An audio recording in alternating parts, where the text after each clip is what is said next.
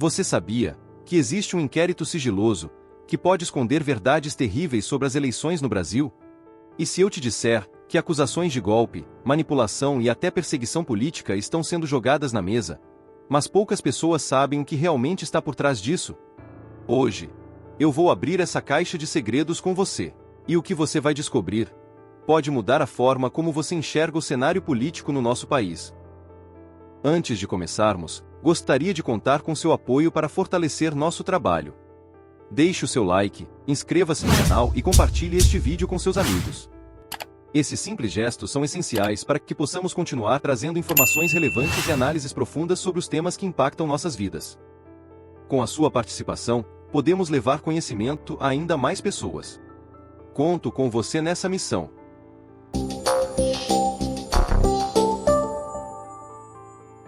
Bolsonaro deu uma entrevista explosiva, que você vai ver na íntegra nesse vídeo.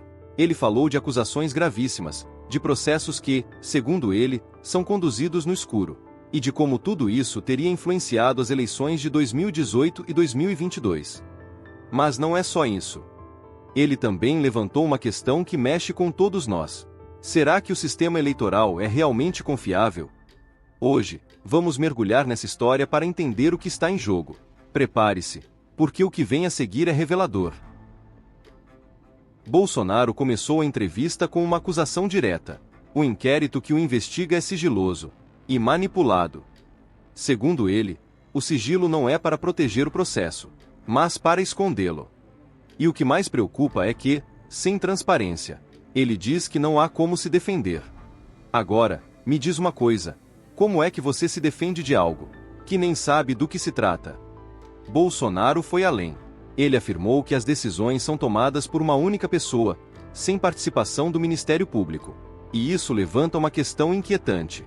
Será que estamos assistindo um processo onde quem acusa também julga? Agora vamos falar das eleições de 2022. Bolsonaro não economizou nas críticas ao TSE. Ele disse que o tribunal tomou decisões que, na visão dele, desequilibraram o jogo. E aí vem o exemplo mais forte: uma campanha do TSE incentivando jovens a tirarem o título de eleitor.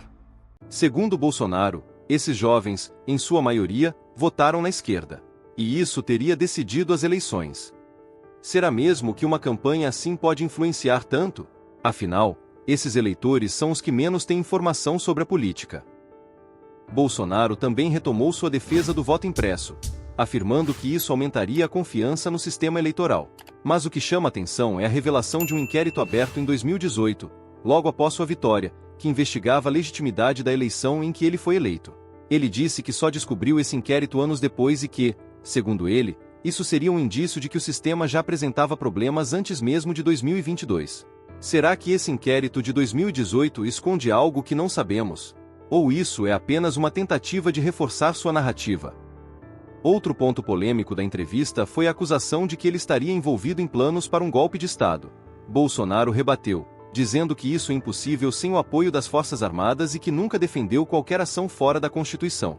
Ele afirmou que sempre buscou agir dentro das 4 linhas, e que até mesmo seu silêncio pós-eleitoral foi para evitar manifestações violentas. Além disso, ele criticou o que chamou de perseguição política, citando empresários e parlamentares que estariam sendo investigados por apoiar sua campanha. Mas será que tudo isso é realmente perseguição?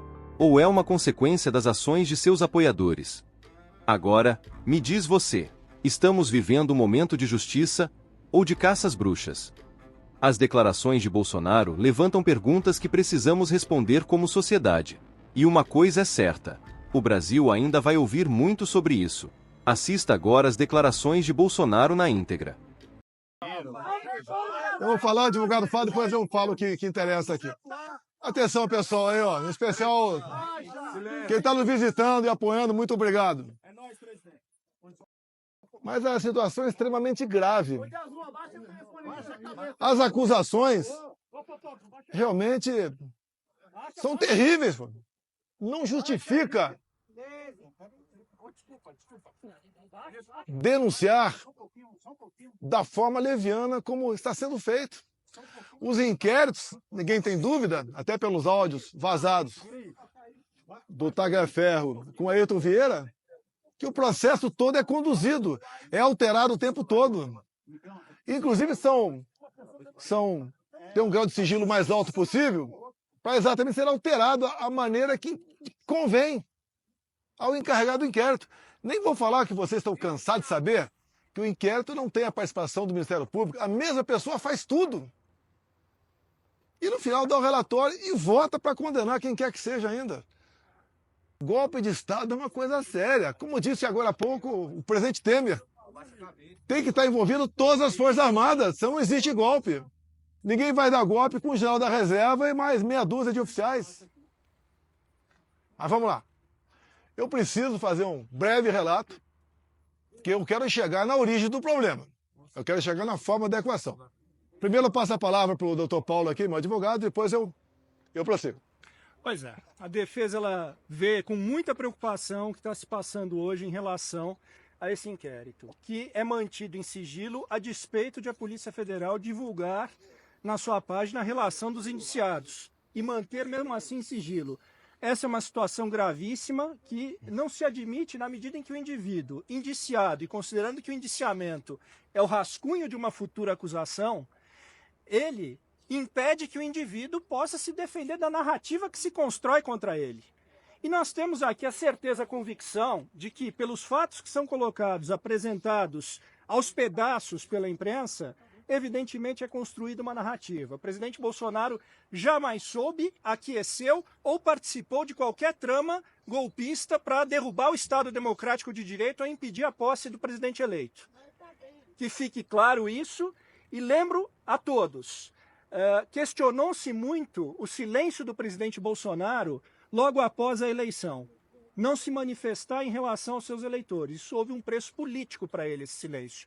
Justamente não querendo insuflar qualquer manifestação mais agressiva ou violenta. Isso houve um custo para ele e hoje lhe é imputado justamente o que quis evitar o tempo inteiro. É lamentável que hoje as pessoas que são indiciadas não saibam, não tenham a mínima ideia de por que estão sendo convocadas e apontadas como criminosos. Vamos lá. Nós temos que buscar a origem do problema. Alguns acham que a origem do problema foram as eleições de 22. Eu vou demonstrar que foi um pouco antes. Foi lá em 2018. Mas vamos agora dar uma focada em 2022. O pré-eleitoral. O que aconteceu? O TSE pesou na balança de modo que o resultado final fosse para o outro lado. O TSE agiu de forma bastante parcial. Resumindo, eu não podia fazer absolutamente nada. Não podia fazer live em casa, não podia mostrar as imagens do Lula defendendo o aborto, do Lula defendendo o roubo de celular para tomar uma cervejinha, não podia mostrar as imagens do 7 de setembro, a minha ida no funeral da Rainha Elizabeth, mostrar a imagem minha lá na embaixada em Londres. Não podia mostrar o Lula com o gorro do CPX ou tecer comentário sobre aquilo. Não podia mostrar a amizade do Lula com ditadores da América do Sul todo, e Central também. Mas uma coisa pesou e muito nessa balança.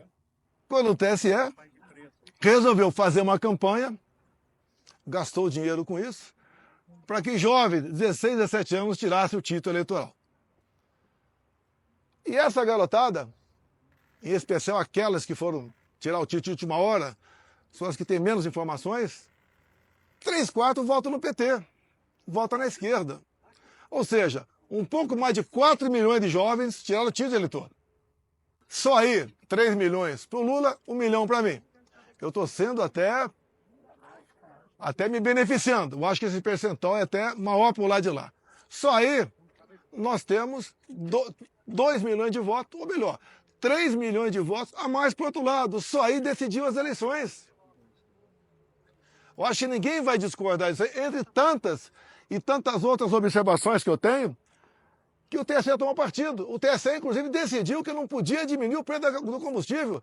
Eu não falei em diminuir o preço do combustível.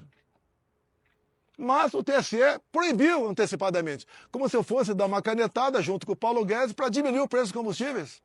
E era um momento de crise, onde o mundo todo, o preço dos combustíveis explodia. Fizemos via parlamento. Fizemos via parlamento. Fizemos via parlamento, zerando os impostos federais dos combustíveis. Mas a interferência do TSE foi enorme nessa questão. Parecia que era algo, ou melhor, com toda certeza, era algo pessoal do presidente do TSE para com a minha pessoa. Então, obviamente, isso pesou na balança. Não estamos falando aqui em fraude eleitoral de jeito nenhum. Pesou a decisão parcial, a imposição, a ação parcial do TSE no resultado final das eleições. Presidente, Joaquim Gomes do Movimento Avança Brasil. Não, eu não vou responder. Peraí. Eu não vou responder. Eu não vou responder. Um minutinho. Eu não vou responder. Okay? Bem, vamos lá. Tivemos também, no corrente ano,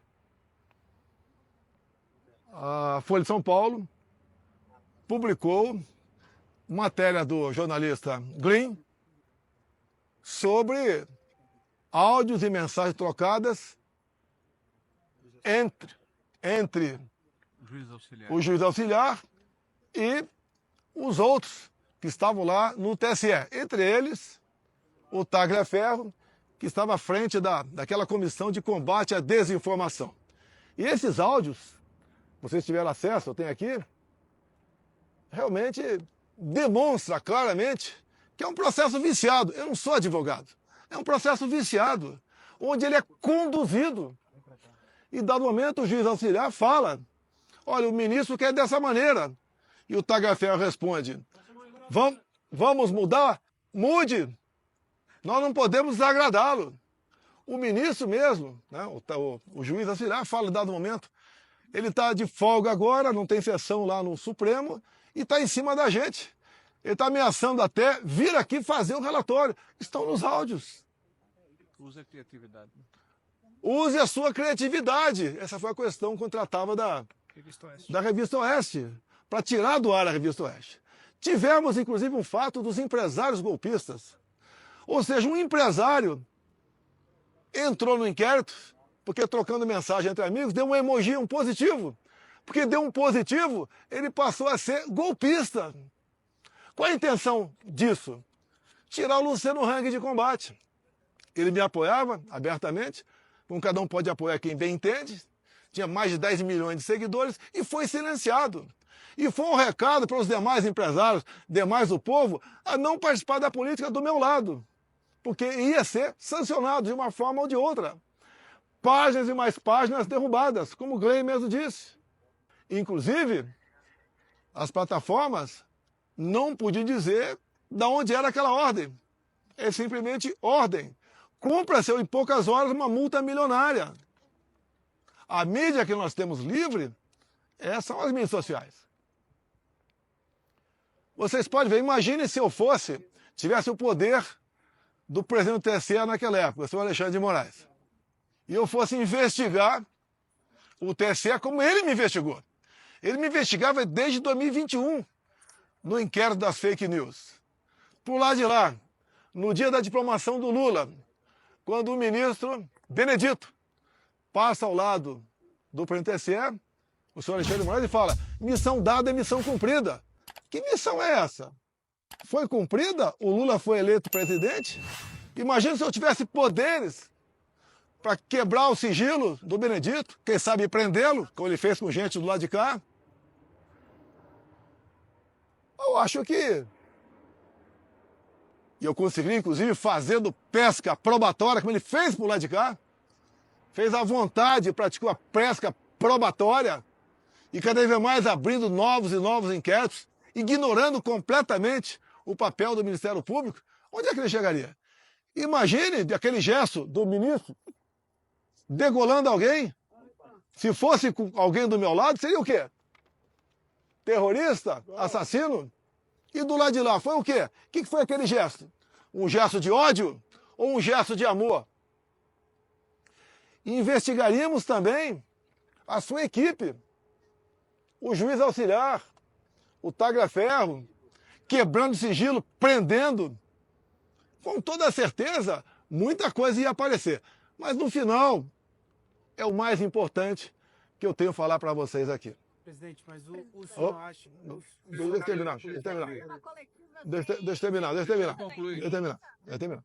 Então aí nós estamos vendo aqui a participação do TSE para um lado de um candidato que foi tirado da cadeia, foi descondenado, porque ele tinha 3 condenações, pela lei da ficha limpa não podia concorrer, e acabou aí sendo presidente.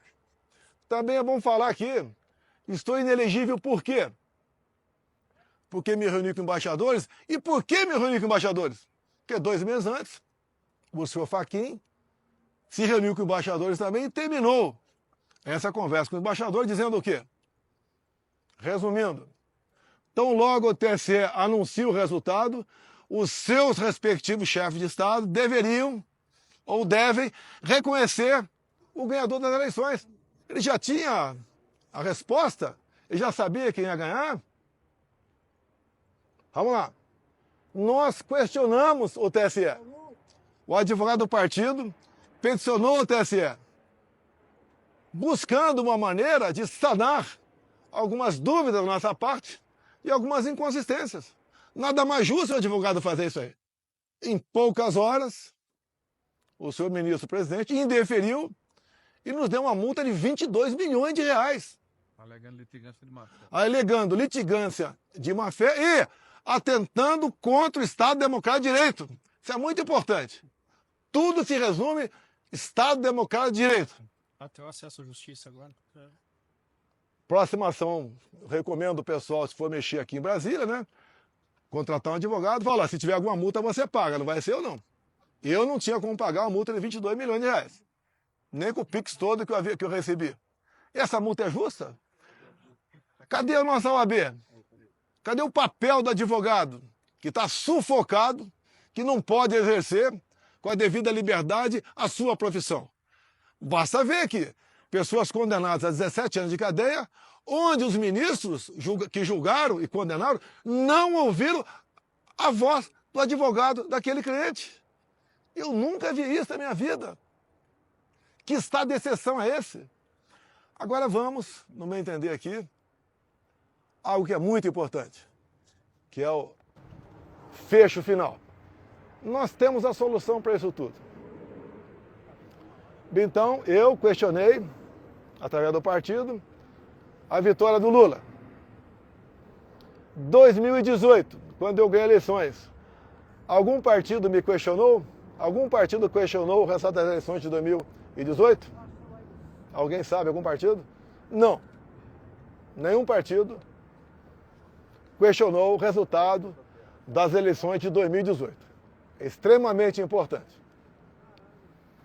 Mas, após o segundo turno de 2018, chegou um papel lá no TSE e a senhora presidente Rosa Weber resolveu, isso é uma notícia de fato, né? Resolveu oficiar a Polícia Federal requerendo a abertura de inquérito. E assim foi aberto o inquérito 1361, novembro de 2018, PF.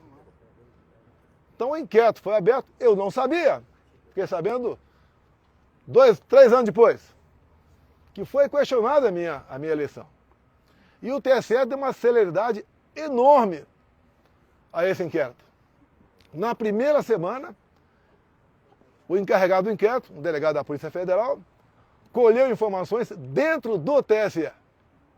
Bem, eu não sabia, ninguém sabia disso, até que chegou o ano de 21. O ano de 21, o Parlamento, a Câmara dos Deputados Especial, voltou a discutir a PEC do voto impresso. A presidente, ou autora, a Bia Kicis, deputada Bia Kicis aqui do DF. Ali, então, alguém falou desse inquérito, 1361. E a comissão especial requereu, junto à PF, a cópia desse inquérito. E nessa questão, o requerimento foi aprovado por unanimidade. Todos os deputados de todos os partidos votaram sim para que a Câmara tivesse acesso ao inquérito 1361. Assim sendo, o inquérito foi entregue pela Polícia Federal para a Câmara e a Câmara distribuiu cópia a todos os deputados. E, obviamente, era um documento ostensivo. Até para mim chegou uma cópia desse documento. E foi espalhado para muita gente esse inquérito 1361, novembro de 2018, PF, aberto de ofício praticamente, né? A pedido da presidente, senhora Rosa Weber, do Tribunal Superior Eleitoral. Aí começam os problemas. Tá? Por enquanto esse inquérito não estava tendo grande divulgação, mas o ministro Barroso foi lá na Câmara conversar com os líderes partidários. Os líderes no dia seguinte trocaram os integrantes da comissão e a comissão rejeitou dar prosseguimento à PEC. Bem, como independe isso apenas da comissão, o Arthur Lira avocou para o plenário, apesar de ganharmos numericamente, não conseguimos os votos qualificados, né, para conseguirmos aprovar a PEC naquele dia da Câmara. Mas detalhe, depois da reunião do senhor Fachin com embaixadores, que essa política é privativa do presidente da República, não é dele, não é de nenhum outro poder, eu fiz a mesma coisa. Convidei os embaixadores e convidei, por ofício, ao senhor ministro Fachin a comparecer no Alvorada. Convidei ele para comparecer no Alvorada. E ali eu mostrei para os embaixadores o que era aquele inquérito ostensivo. Bem, no dia seguinte, chega-nos a notícia que o inquérito tinha acabado de ser classificado como confidencial, ou seja, secreto. Ninguém mais podia tomar conhecimento. E até hoje, se alguém falar alguma coisa do teor do inquérito, está em curso aí a um crime. Eu não vou ser esse criminoso de falar para você que está lá dentro. Mas realmente, não é preocupante, é horripilante o que está nesse inquérito. 3 páginas deles apenas interessam. Só 3. Tenho aqui decorado na minha cabeça. Mas não posso falar.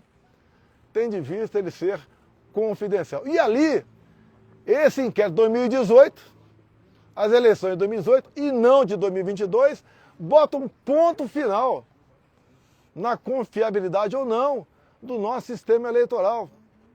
Vocês viram há pouco tempo, na Venezuela, o voto impresso, que foi acertado o ano passado, Estados Unidos, Venezuela. E daí o Maduro fez o teste do voto impresso em dezembro do ano passado, onde ele pediu junto à população se podia ou não tomar as medidas cabíveis para ir para a Guiana e tomar a região de Essequibo. E ele faz uma demonstração ali, o Maduro. Olha, aqui são 5 perguntas. Vota sim, sim, sim, sim. Daí tem um papelzinho, tem país que não tem papelzinho, e bota na urna. Bem, tivemos eleições na Venezuela. Voto impresso. Eu acho que não precisamos conversar aqui o que aconteceu na Venezuela. Inclusive, em dado momento, até o Maduro falou para o Lula, né? O Lula não quer reconhecer a Venezuela como o Maduro como legítimo presidente eleito. Ele falou, olha, a sua justiça eleitoral reconheceu a sua vitória. Por que você não vai reconhecer a minha vitória via minha justiça eleitoral? Bem, o Maduro não apresentou aí, ó, as planilhas, né? Os mapas, não apresentou nada e foi na mão grande aí, se intitulou vencedor das eleições. Mas isso não está em jogo aqui, não. A eleição na Venezuela, até o ano passado, era igualzinha do Brasil. Passou a ser, agora, começo desse ano, de papel depois de um acerto com os Estados Unidos que queria comprar petróleo da Venezuela. Bem, agora, o que eu peço a vocês da imprensa? A imprensa, para o meu advogado, é outro assunto. Via LAI, peçam esse inquérito 1361/2018. Se conseguirem, só ligar para mim que eu digo a página para vocês descobrir algo que é inacreditável. Para o meu advogado, eu solicito a ele, porque quem decide dá página a ele, que peticione também o senhor Alexandre de Moraes, para que nós possamos ter acesso a esse inquérito, para que possamos esclarecer as eleições de 22 via 2018. Isso é fundamental. Tem gente que tem dúvidas, tá? E nós podemos dissipar essas dúvidas com um documento oficial produzido pelo próprio TSE, por iniciativa própria da senhora Rosa Weber, que pediu para a Polícia Federal, ou determinou, que fosse aberto esse inquérito. É por aí, agora eu peço, estou fazendo pergunta, você está encerrando, vou ficar aberto a perguntas, de vocês pedirem via lá esse inquérito. Presidente, por gentileza, o general Mário Fernandes fala sobre o senhor... Após a denúncia apresentada pela Polícia Federal, eu gostaria primeiro de perguntar para o senhor, a Polícia Federal indica o senhor como o senhor tendo conhecimento de um planejamento para um golpe de Estado no país. O senhor participou de alguma reunião? O senhor foi consultado? Houve o que a Polícia Federal está apontando? Olha só, não é porque o Temer disse hoje. O Temer disse hoje uma obviedade. Golpe de Estado tem que ter a participação de todas as Forças Armadas, senão não é golpe de Estado. Ninguém dá golpe de Estado num domingo, aqui em Brasília, com pessoas que estavam aí com bíblias embaixo do braço e bandeira do Brasil na mão. Nem usando aí estilingue e bolinha de gude. E muito menos batom. Não tinha um comandante para isso aqui. Você pode ver. Segundo a PF aí, um novo meio, né, conseguido via Israel, se for buscar imagens apagadas pela ajudante de ordem. Agora, as imagens do Ministério da Justiça não aparecem. Se vocês pegarem bem o que aconteceu, 2018, o próprio ministro da Defesa disse que aquilo não era golpe. Depois, Nelson Jobim, ex-ministro do Supremo Tribunal Federal, também disse a mesma coisa. Depois ele voltou atrás, mas disse a mesma coisa. Agora tem uma pessoa de peso também dizendo isso aí. Vamos tirar da cabeça a história de golpe. Ninguém vai dar golpe com o general da reserva e mais meia dúzia de oficiais. É um absurdo o que está falando. Da minha parte, nunca houve discussão de golpe. Se alguém viesse discutir golpe comigo e falar, tá tudo bem, e o after day? E o dia seguinte, como é que fica? Como é que fica o mundo perante a nós? Agora, todas as medidas possíveis, dentro das 4 linhas, dentro da Constituição, eu estudei. O general Mário Fernandes diz que o senhor teve conversas com ele. Desse plano ou não? Oi? O senhor tinha conhecimento desse plano? Zero, golpe, zero. O general Mário Fernandes diz que ele conversou Olha, com o senhor em outras ocasiões é no muito Planalto, comum, inclusive no Alvorada. A palavra dele, é muito comum, até a imprensa mesmo, me entrevista e pensar uma coisa completamente distorcida do outro lado. Palavra golpe nunca esteve no meu dicionário. Desde quando eu assumi, em 2019, eu vinha sendo acusado de querer dar um golpe. Vocês lembram daquela dita sessão secreta com os ministros, até que culminou com a queda do então ministro Sérgio Moro, até que o Supremo mandou vazar aquilo, né? Abrir aquilo. Era uma reunião reservada, não era uma reunião, como por exemplo, faz uma comissão da Câmara dos Deputados, que tem que estar gravada e fica para os anais. Reunião minha particular. Tá? E daí eu entreguei. E da momento eu falo, como é fácil impor uma ditadura no Brasil. Eu falo, está escrito lá. E eu não quero isso. Tanto é que eu quero isso, para que isso não ocorra. Até nesses áudios vazados aí, me ofende até. Ah, ele é isso, ele é aquilo. Não faço, jamais faria algo fora das 4 linhas. Dá para você resolver os problemas do Brasil, os seus problemas, inclusive, dentro da Constituição. Presidente, os militares envolvidos no inquérito indicam que o senhor, em determinado momento, teve uma ata que o senhor poderia assinar e que eles estavam pressionando o senhor para que isso fosse assinado até o dia 12, que era o dia da diplomação. O senhor, esse papel foi apresentado ao senhor em algum momento, em alguma conversa? Você tem acesso a esse papel? Não, eu não tenho esse Não, papel. peraí, eu quero saber quem teve Nós não acesso. temos acesso a nenhum Olha só. documento da investigação Mas até é que ele hoje. falou Não, de peraí. áudios de outro lado. O senhor ouviu áudio? É importante aqui. É importante aqui, vê? Nesse áudio do General. juiz, O juiz Ayrton Vieira. do Ayrton Vieira, do Tagliaferro, tá? E no momento ele fala, vamos carregar num 4-2. Bem, eu conheço a Constituição. 142 é aquele artigo que está à disposição, né? Segundo a interpretação de alguns juristas, de outros não, à disposição de qualquer um dos poderes quando um dos poderes está exorbitando. Então existe isso lá. E quando se fala em 142, é uma decisão direta do presidente. Eles vinham discutindo lá dentro o estado de sítio. E depois eu falei na Paulista, comecei a conversar por aí, o que é estado de sítio? Estado de sítio, quando ele começa, quando tem um problema acontecendo, ou prestes a acontecer, de grande proporção, onde o presidente da República convoca os conselhos da República e da Defesa, dá mais de 20 pessoas, discute o assunto. Após a discussão, então, o presidente encaminha uma mensagem para o Congresso Nacional, pedindo autorização para deputados e senadores para baixar o decreto de sítio. Ou seja, é um remédio constitucional. E, na verdade, em última análise, pode dizer que o decreto foi assinado pelo Parlamento, que o presidente pediu autorização para o Parlamento. Bem, como essas pessoas, né, que fazem inquéritos têm muita criatividade, falaram, opa, não dá para levar avante essa proposta de sítio. Vamos carregar no artigo 142. Eu não tinha acesso.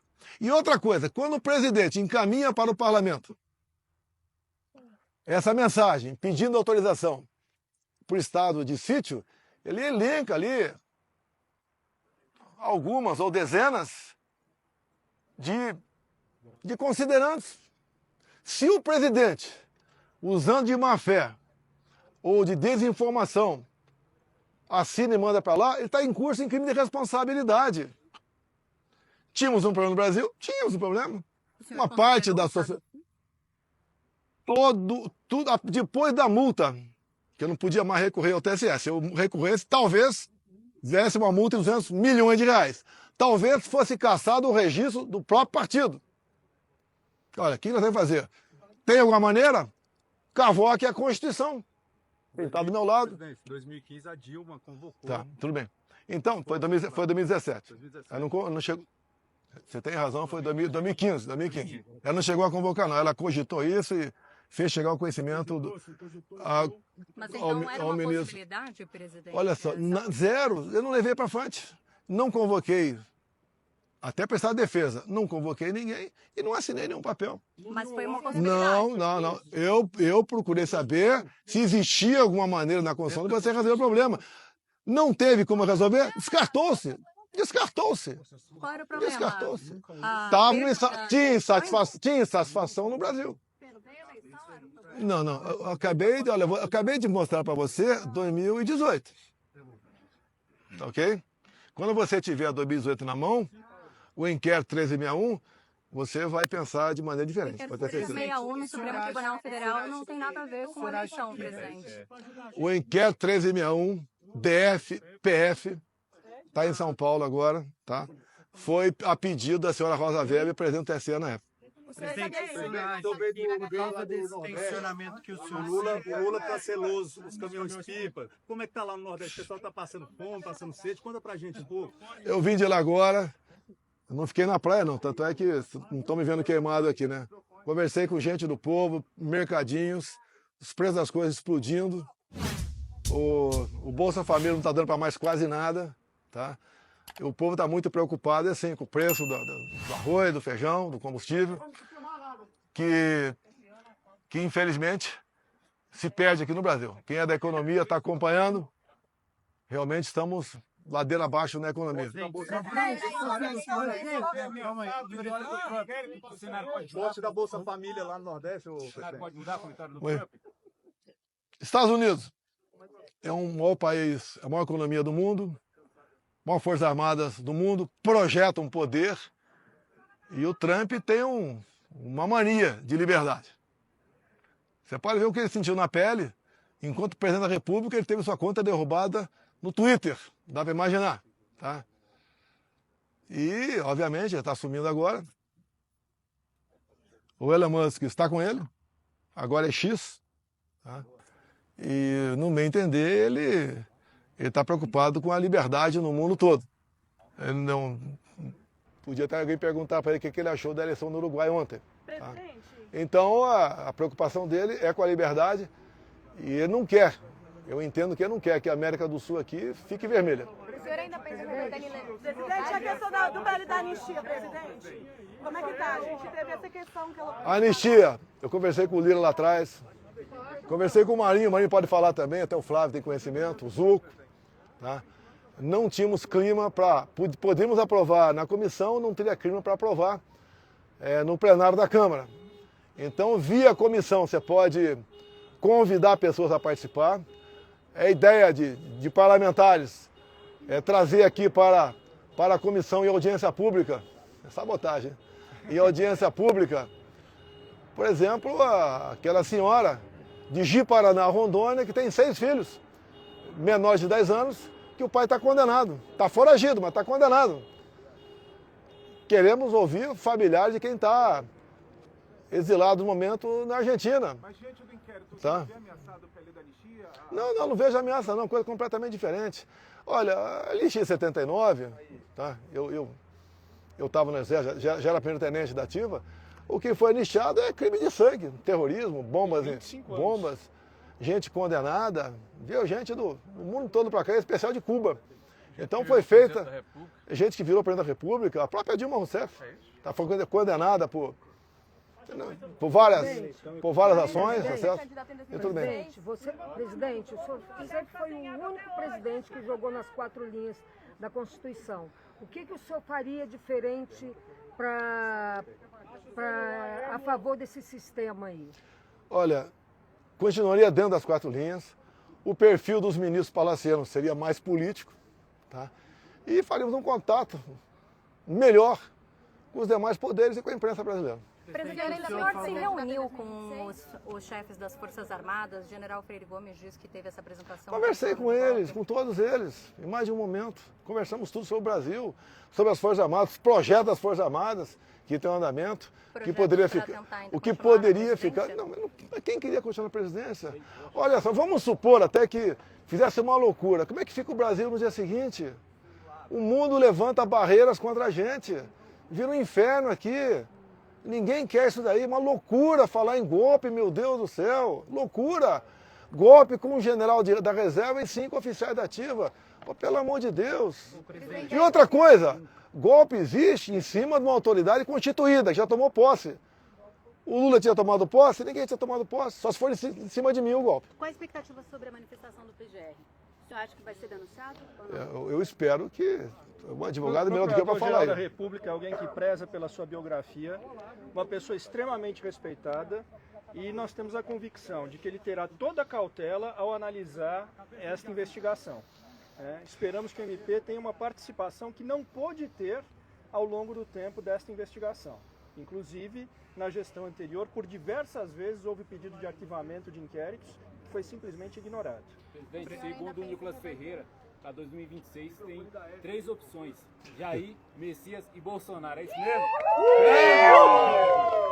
O Nicolas é um jovem inteligente, já tem uma projeção nacional, só não é candidato ao Senado porque não tem idade por Minas Gerais. Tem falado em ser candidato talvez ao governo do estado, vamos conversar com ele. Então é um garoto que de vez em quando peca, né? Quem não peca? Se for eu, no tempo dele, a gente pecava muito mais do que ele. Tá? E ele tem um grande futuro pela frente, é um orgulho para todos nós, o Nicolas, deputado federal por Minas Gerais. Assim como outros pelo Brasil. Tem aqui até um aqui, ó. O Zuco atrás de mim aqui. Presidente, quinta-feira tem audiência pública do voto, contagem pública de votos. Você acha que é a melhor alternativa para o Brasil? Olha, esse inquérito vai esclarecer. Por favor, não esqueça desse inquérito. 1361, tá? Eu acho que toda vez que você possa botar uma barreira a mais de segurança, o sistema eleitoral é bem-vindo. E não pode, quando alguém questiona alguma coisa, alguém lá, ó, fazendo usando da força do poder, simplesmente ignorar e multar. E quem falar é cadeia. Até está tentando contra o Estado Democrático de Direito. Não pode acontecer isso aí. Presidente, depois da matéria do Fantástico, mostrando vários áudios que, de certa forma, inocentam o senhor, de que o senhor sempre quis jogar dentro das 4 linhas, hoje a imprensa aparece dizendo que, na verdade, tem 3 outros inquéritos, incluindo o da vacina. Ou seja, daqui a pouco estão até desarquivando o inquérito da baleia. Eu queria perguntar para o senhor, como líder partidário, afinal de contas o senhor está aqui com vários membros do seu partido, como é que fica a imagem do país, a confiança para investir no país, na sua visão de ex-presidente da República, se o PL da anistia poderia, inclusive, contribuir com o atual governo? Como é que fica a imagem do país com essa a nossa ideia, de todos os parlamentares do meu partido, de hoje temos conversado, é que a anistia pacifica. Eu vou dar agora uma opinião para vocês, cada um pode ter a sua opinião. Essa historinha de assassinato de autoridades, no meu entender, foi jogado para dar uma demonstração que, olha, jogamos fora das 4 linhas. Eles jogaram, mas foi por evitar um mal maior. Não cola isso daí. Não cola isso aí. Não sou jurista. Quando é que começa um crime, quando termina? O doutor Paulo pode falar melhor do que eu aqui. Mas, no meu entender, nada foi iniciado. Não podemos começar agora a querer punir o crime de opinião ou o crime de pensamento. Presidente, o senhor chegou a ouvir um plano de matar ou prender o presidente? O senhor tinha conhecimento? Não, esquece, jamais. O senhor ainda... Dentro das 4 linhas não tem pena de morte. Presidente, o senhor recapitulou algumas situações que o senhor teve com o TSE, alguns conflitos, alguns problemas.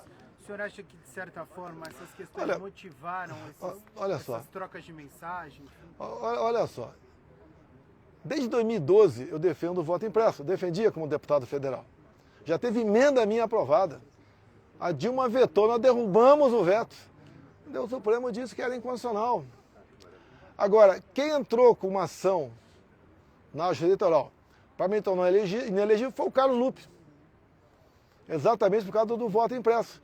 Se você pegar, há 4 anos atrás aproximadamente, o horário das inserções partidárias, o Carlos Lupe do PDT, ele vai à televisão e fala claramente, sem voto impresso, é certeza na fraude. Ele fala isso.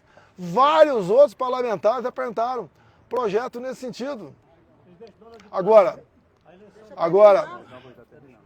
você tornar alguém inelegível porque critica um sistema eleitoral, aí não tem cabimento. Parece que aqui é a Suíça. Tá? Se bem que lá não tem um sistema igual ao nosso. O Alexandre Moraes pelo cabelo? Não, por favor, vamos lá.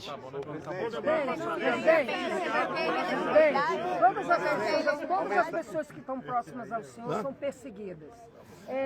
Inclusive os militares, até mesmo o povo brasileiro. Eu tive a notícia agora do Van Hatten, que ele foi indiciado por ter criticado o Fábio Scholl na tribuna da Câmara. Ele acabou de mandar uma mensagem aqui no Zap para mim, eu estava no avião quando eu recebi isso aí.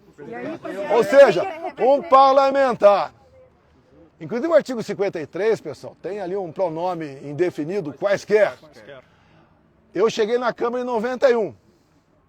E ali tinha esses problemas sempre, né? O que pode e o que não pode falar o deputado. Daí alguém apresentou uma emenda e foi acrescido o pronome quaisquer no artigo 53 da Constituição. Então os parlamentares são invioláveis por quaisquer das suas opiniões para voto. O que é quaisquer? É quaisquer. Não tem limite. Então é esse indiciamento do Van Hatten, que ele me disse agora há pouco, também entendeu? Aí sim, é um ataque ao parlamento brasileiro. Perseguição política com a direita? Perseguição. É uma perseguição? Perseguição, eu sou perseguido o tempo todo. O senhor teme ser preso por perseguição? Mas eu posso ser preso, sair daqui. Presidente, até você pode ser preso. Até você. Deus Eres do IDL Foco está aumentando a invasão de terra no Brasil através de pedidos de quilombolas, MST. Como que a gente faz aí quando você assumir em 2020? Eu levei a paz no campo. Com o nosso ministério, demos 420 mil títulos, definitivo ou provisório. Tirou o gás da liderança do MST. Não pegava mais esses caras, jogava em cima de um caminhão para invadir um pedaço de terra na frente. O parlamento nos deu o porte estendido para o homem do campo. Ele só podia usar arma dentro da sua casa, passou a poder usar arma em todo o período da sua propriedade. Acabou! Acabou! Quanto a demarcações, valia um capítulo com vocês, como eu gostei de discutir com vocês. Quando começou a indústria da reserva indígena em 92, Yanomami, como começou isso tudo. É inadmissível tu ter 14% do território brasileiro demarcado como terra indígena. E quando você demarca uma nova terra, o Tarcísio me disse há poucos dias, 4 novas reservas vão ser demarcadas em São Paulo. E quando você pega uma fazenda, o indígena que passa a ser dono daquela propriedade, não basta agora o problema que estamos tendo agora do Carrefour, fazendo uma campanha para não comprar nossa carne. Eu diria mais, né? O Lula, a questão de poucas semanas, estava na Amazônia com o índio Raoni e o nosso querido Macron. E foi assinado ali um acordo para o Macron explorar urânio no Brasil, talvez lá em Santa Quitéria, no Ceará. Até porque ele perdeu urânio de um país da África, que lá sim foi dado um golpe. Eu jamais assinaria um acordo de urânio com qualquer outro país, muito menos com o Macron. Agora, se eu assumisse hoje a presidência da República, esse acordo seria revogado. Se o senhor não assumir o presidente, qual vai ser a estratégia da direita para 2026, para as eleições? Fala, Marinho. Qual vai ser a estratégia? Deixa o Marinho falar um pouquinho aqui. Uma pergunta, meu filho, sobre as drogas. Pessoal, não vamos perder o foco. Já deu o recado. Por enquanto... Presidente, eu vi isso, Mourão. Por que ele não é perseguido? Não. Conversa vocês com ele. A Constituição é a resolução do problema, presidente? Olha, muita gente critica a Constituição, eu tenho crítica a alguns artigos também. Mas é a nossa Bíblia aqui na Terra, aqui dentro do Brasil. Você seguir, dá para resolver. Não pode nenhum poder extrapolar. Não pode a Câmara aprovar um projeto de pena de morte, que está lá que não cabe ao Brasil pena de morte. E assim como não cabe ao Supremo, de forma, no meu entender, monocrática, sofri muito isso, tomar certas decisões. Não cabe, no meu entender, ao Supremo dizer o que é nepotismo, o que não é. O que é homofobia ou não. Não pode reinterpretar o marco temporal. Isso leva insegurança para o campo. Tá? Então, o que eu sempre prego, junto com o Marinho, o pessoal nosso, o Zuco, tá? É um Congresso, é um Senado forte para 26. Não é para perseguir ninguém, não. Um Senado forte evita que aventureiros, outra pessoa qualquer, queira extrapolar na função que ele ocupa. Presidente, a PEC vem disso, está bem paralela com tentativa de golpe. Você tem alguma declaração a respeito? Olha, o que é a BIM paralela? É um programinha de computador que permite saber onde você está, mais ou menos. Chama-se First Mile. Primeira milha. Uma milha são 1.609 metros. O local mais preciso é na Paulista, dada a quantidade de antenas repetidoras. Então, em média, 600 metros. Não grava ninguém, mas nada além disso. Que é isso aí? E outra coisa, tem algum relatório para alguém decidir onde estaria aquela pessoa? Não, o que me interessa saber, eu, por exemplo, na presença? Onde é que vai estar tal deputado? Se está na Bahia ou está no Rio Grande do Sul, me interessa saber isso aí. Foi comprado do governo Temer. Podia perguntar para ele. Olha, pessoal, obrigado. E aí, se você gostou desse vídeo e quer ficar por dentro de tudo o que acontece na política do Brasil e do mundo, já deixa o seu like e se inscreve aqui no canal. Isso me ajuda a continuar trazendo conteúdos relevantes para você. E olha, tem um vídeo aqui na tela agora que eu tenho certeza que você vai querer assistir. Corre lá! A gente se vê no próximo vídeo. Um grande abraço.